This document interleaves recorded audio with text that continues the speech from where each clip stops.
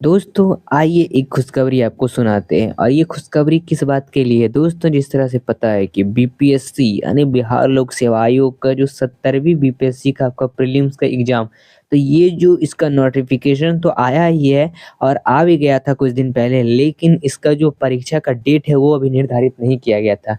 तो अब इसका डेट भी निर्धारित कर दिया गया है। आइए जानते हैं आखिर क्या है पूरा मामला और क्या इसका डेट निकल के आ रहा है, सभी जानेंगे। तो 17वीं संयुक्त प्रारंभिक परीक्षा जो होने वाला है उसके लिए है।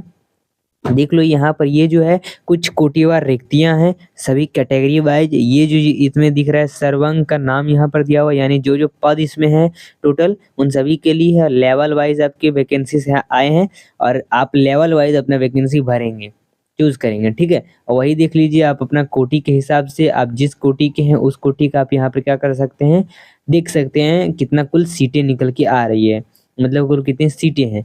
चलिए आगे देख लेते हैं।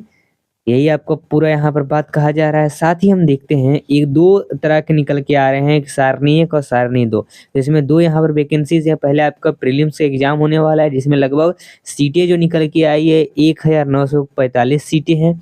वही बात कर लें दोस्तों, अगर हम सारणी 2 यानी ये दूसरी वैकेंसी जिसका नाम है बाल विकास परियोजना पदाधिकारी समाज कल्याण विभाग की तरफ से, तो इसके लिए लगभग जो है यहाँ पर देख लो 12 पोस्टें हैं।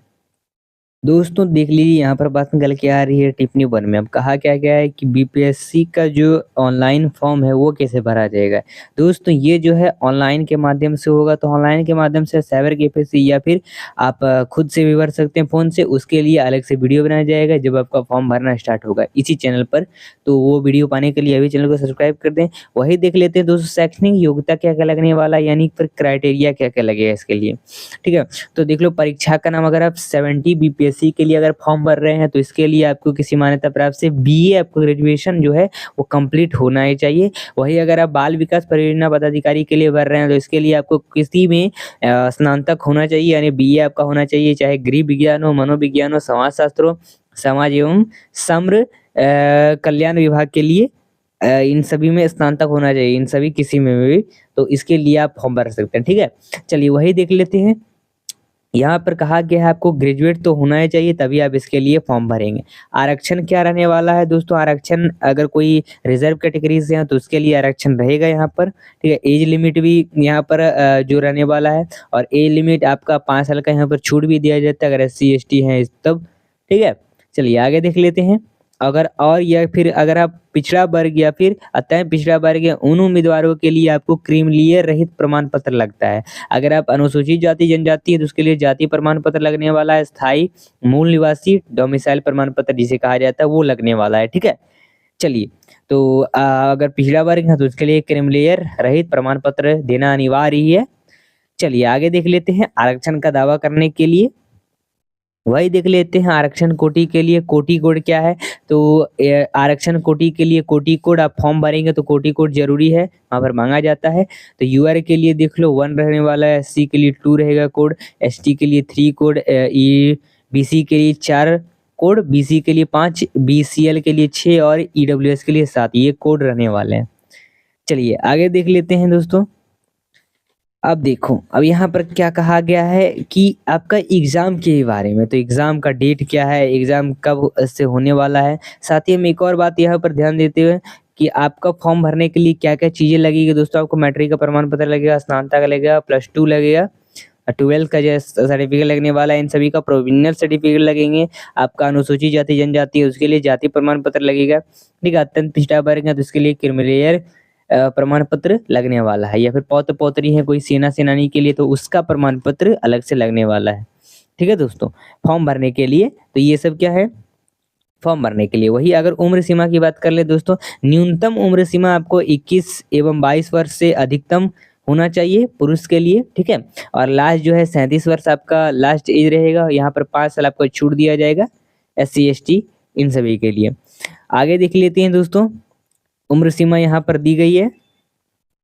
दोस्तों वही हम बात कर लेते हैं इंपॉर्टेंट डेट्स की। दोस्तों आपका ये जो है सबसे पहले बात कर लें तो ये जो फॉर्म है पहले भरा गया था, लेकिन फिर से ये प्री जो रीओपन हुआ है इसका फॉर्म भरना 28 तारीख से, यानी सितंबर इसी माह के 28 तारीख से आपका फॉर्म भरना स्टार्ट हो जाएगा। और अगले माह 18 तारीख तक क्या होगा, इसका लास्ट डेट होगा, ठीक है, यानी लास्ट डेट इन डेट आपका फॉर्म भरने का होगा। चलिए लास्ट डेट पे करने के लिए भी 18 तारीख को ही है। फी की बात कर लेते हैं, 600 रुपये लगने वाले हैं फी के लिए, या फिर अदर कैटेगरी से हैं, अदर मतलब स्टेट से हैं, या फिर जनरल हैं, ओबीसी, तो इन सभी के लिए 600, SC ST PH हैं, या फिर महिला है कोई भी कैंडिडेट बिहार का होना चाहिए तो उसके लिए 150 रुपये फॉर्म लगने वाले हैं। वही महिला अगर अदर स्टेट की तो 600 रुपये ही लगने वाले लगेंगे। ऑफलाइन आपका यहाँ पर फॉर्म भरा जाएगा, ठीक है। चलिए एज लिमिट के बारे में तो हम जान ही चुके हैं। मैक्सिमम एज अगर वही हम बात कर लें फीमेल के लिए भी, तो मैंने बताया आपको 40 साल आपका फीमेल का रहने वाला है मैक्सिमम एज, 37 साल आपका मेल का, ठीक है। एज रिलैक्सेशन के बारे में भी आपको बता ही दिया गया है।